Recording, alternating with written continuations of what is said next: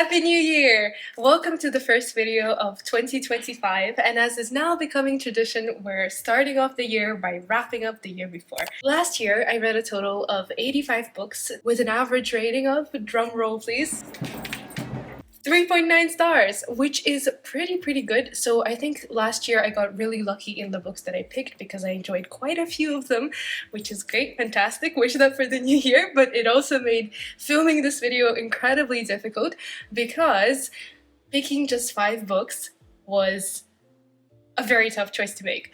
But I have narrowed it down to the books that I love the most and that I want to recommend to you. And without much further ado, let's get started.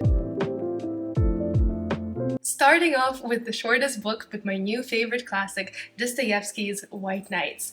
This one is for the dreamers, for the hopeless romantics, for those lonely people who think that they're destined to go on night walks alone for the rest of their life.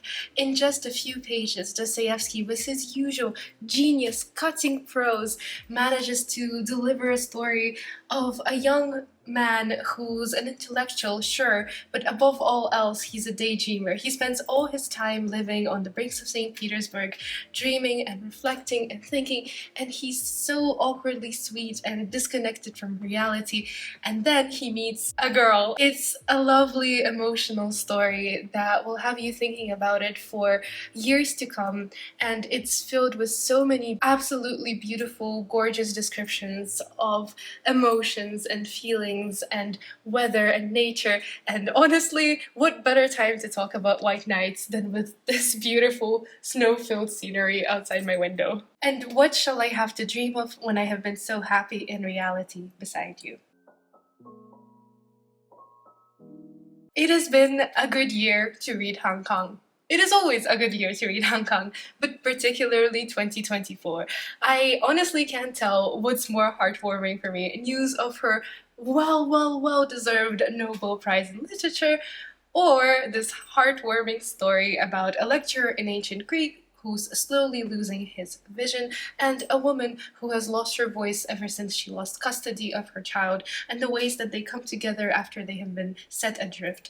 This is written in delightful swan-like prose with the grace and the beauty and the elegance of one. It's more wing and flight than grounded narrative, lyrical, poetic, emotional, profound. If snow is the silence that falls from the sky, perhaps rain is an endless sentence.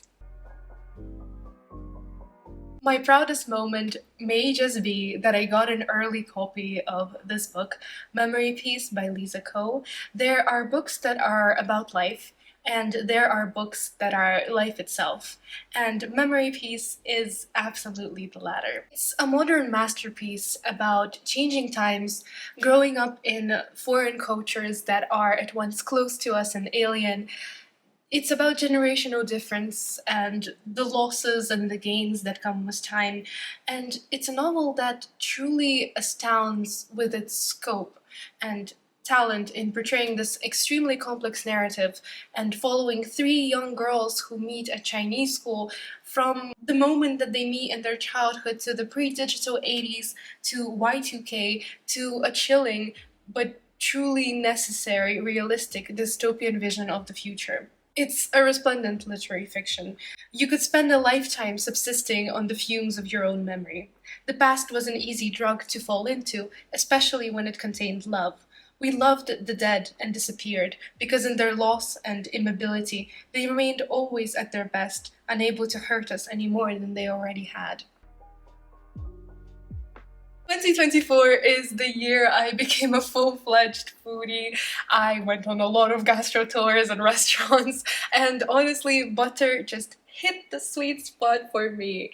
It's a foodie thriller. I mean, literally, there's nothing else that's more perfect for a law student obsessed with food and restaurants. So it follows a journalist called Rika who investigates a serial killer, Manako, who is supposed and believed to have killed 3 men, 3 suitors, and no one knows how she did it. There's no evidence she did it, but without doubt she's somehow connected to their death. And this is a journalist that never agrees to interviews, except Rika tempts her by asking her about her recipes, and she agrees to live, as Manako says, fit.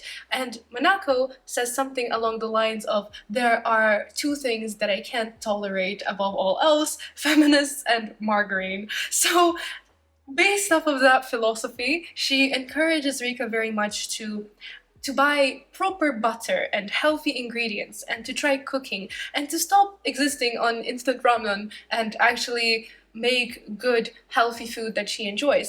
And with this, she agrees to interview. And so Rika makes discoveries not only about Manako, but in the process about herself. She starts to gain weight, she starts to change her eating habits, there's something more feminine about her. So really, it's a deeply psychological and complex work, but as well as that, it's just a fascinating and engaging story about food and love and women and gender roles. And when I say love, I don't necessarily just mean love to everybody else, but platonic love and love for yourself and love in all its manifestations. In principle, all women should give themselves permission to demand good treatment, but the world made doing so profoundly difficult.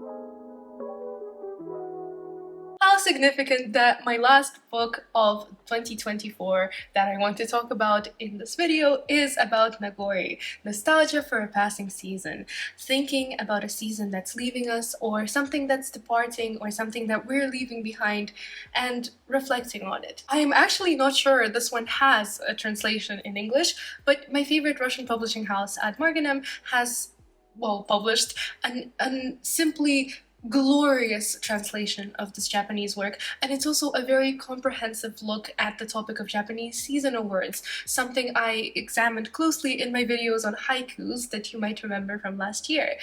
It's just a brilliant book to understand Japan and Japanese culture, but it's also a good book to reflect on the passage of time in general. So for anyone who is missing people, or who has trouble saying goodbye, or who's feeling nostalgic for a time that's gone or a time that's leaving, this is the book for you.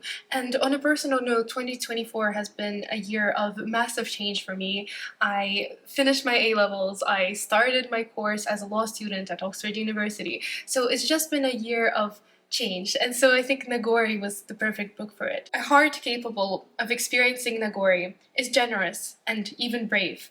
It is not afraid to exchange for trifles, not necessarily dramatic, but fragile and barely perceptible, of which our life consists. And those were my favorite books of 2024.